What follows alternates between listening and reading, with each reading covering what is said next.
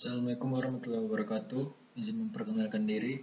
Nama Aulia Rahman, NPP 290091, kelas F1 A1 Notran Sumatera Utara. Pada kesempatan hari ini, saya akan mencoba mengulang kembali atau mereview materi yang telah saya pelajari tentang manajemen strategi. Pertama, saya akan membahas tentang pengertian manajemen strategi. Manajemen strategi adalah perencanaan, pemantauan analisis, dan penilaian yang berkelanjutan dari sebuah kebutuhan yang dibutuhkan oleh organisasi untuk memenuhi tujuan dan sasarannya. Proses manajemen strategi membantu organisasi mengetahui situasi mereka saat ini agar bisa menyusun strategi serta menyebarkannya dengan menganalisis efektivitas strategi manajemen yang akan diterapkan. Sedangkan, menurut beberapa ahli, ada beberapa pengertian tentang manajemen strategi Menurut Mulyadi, manajemen strategi adalah sebuah proses yang dilakukan oleh manajer, dan pegawai untuk merumuskan dan melaksanakan strategi dalam penyediaan customer value terbaik untuk mewujudkan visi organisasi. Kedua ada, menurut Thomas Whelan, manajemen strategi adalah serangkaian keputusan dan tindakan yang menentukan kinerja sebuah perusahaan dalam suatu jangka yang panjang manajerial. Sedangkan menurut Alex Miller, manajemen strategi adalah suatu proses kombinasi antara tiga aktivitas, yaitu analisis strategi, perumusan strategi, dan implementasi strategi. Selanjutnya, saya akan membahas tentang dimensi manajemen strategi.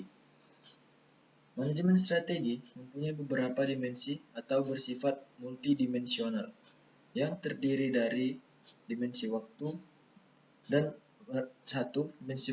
orientasi masa depan. Manajemen strategi dalam mempertahankan dan mengembangkan eksistensi suatu organisasi, berpandangan jauh ke masa depan dan berperilaku proaktif dan antisipatif terhadap kondisi masa depan yang diprediksi dan akan dihadapi. 2. Dimensi internal dan eksternal. Dimensi internal adalah kondisi organisasi non-profit pada saat sekarang, berupa kekuatan, kelemahan, peluang, dan hambatan yang harus diketahui secara tepat untuk merumuskan renstra yang berjangka panjang. Analisis terhadap lingkungan eksternal terdiri dari lingkungan operasional, lingkungan nasional, dan lingkungan global atau internasional, yang mencakup berbagai aspek atau kondisi seperti kondisi sosial politik, sosial ekonomi, sosial budaya, kependudukan, kemajuan dan perkembangan ilmu dan teknologi, adat istiadat, agama, dan lain-lain. 3. Dimensi pendayagunaan sumber-sumber. Manajemen strategi sebagai kegiatan manajemen tidak dapat melepaskan diri dari kemampuan mendayagunakan berbagai sumber daya yang dimiliki agar secara terimplementasikan dalam fungsi-fungsi manajemen ke arah tercapainya sasaran yang ditetapkan di dalam setiap rencana operasional dalam rangka mencapai tujuan strategik melalui pelaksanaan misi untuk mewujudkan visi organisasi publik. 4. Dimensi keikutsertaan.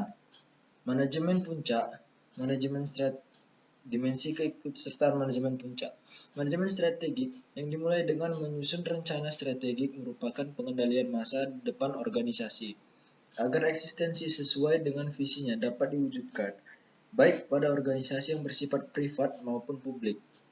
Rencana strategik harus mampu mengakomodasi seluruh aspek kehidupan organisasi yang berpengaruh pada eksistensinya di masa depan, merupakan wewenang dan tanggung jawab manajemen puncak. 5. Ada dimensi multibidang. Manajemen strategik sebagai sistem pengimplementasiannya harus didasari dengan menempatkan organisasi satu sistem. Dengan demikian, berarti sebuah organisasi akan dapat menyusun rencana strategis dan rencana renovasi jika tidak memiliki keterikatan atau ketergantungan sebagai bawahan pada organisasi lain ataupun sebagai atasan. Selanjutnya, saya akan membahas tujuan dari manajemen strategi. Menurut Suwandianto, terdapat 4 tujuan manajemen strategi. Yang pertama, memberikan tujuan organisasi atau perusahaan. Dalam hal ini, manajer strategi harus mampu menunjukkan kepada semua pihak kemana arah tujuan organisasi tersebut, karena arah yang jelas akan dapat dijadikan landasan untuk pengendalian dan mengevaluasi keberhasilan. Yang kedua, membantu memikirkan kepentingan berbagai pihak. Organisasi atau perusahaan harus mempertemukan kebutuhan berbagai pihak, pemasok, karyawan, pihak perbankan, pemegang saham, dan masyarakat luas lainnya yang memegang peranan terhadap sukses atau gagalnya perusahaan. 3. Mengantisipasi setiap perubahan, kembali secara merata.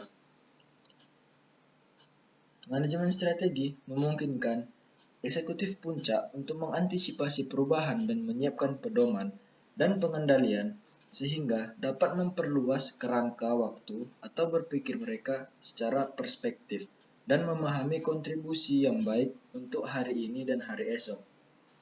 4. Berhubungan dengan efisiensi dan efektivitas, tanggung jawab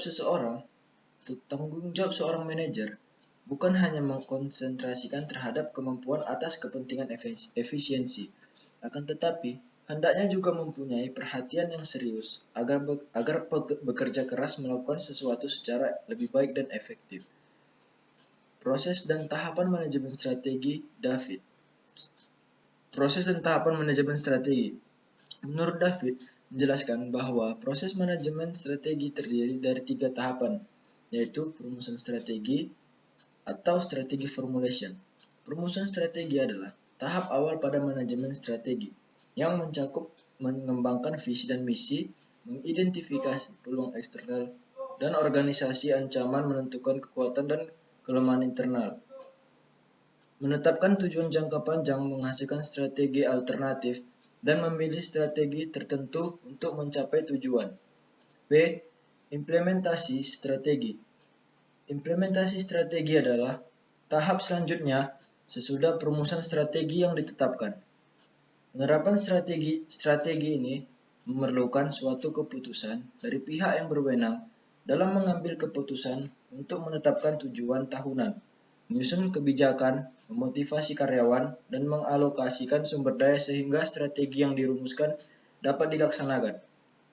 Pada tahap ini, dilakukan pengembangan strategi pendukung budaya, merencanakan struktur organisasi yang efektif, mengatur ulang usaha pemasaran yang dilakukan, dan tidak lupa mempersiapkan budget, serta mengembangkan dan utilitasi sistem informasi, menghubungkan kompensasi karyawan terhadap kinerja organisasi.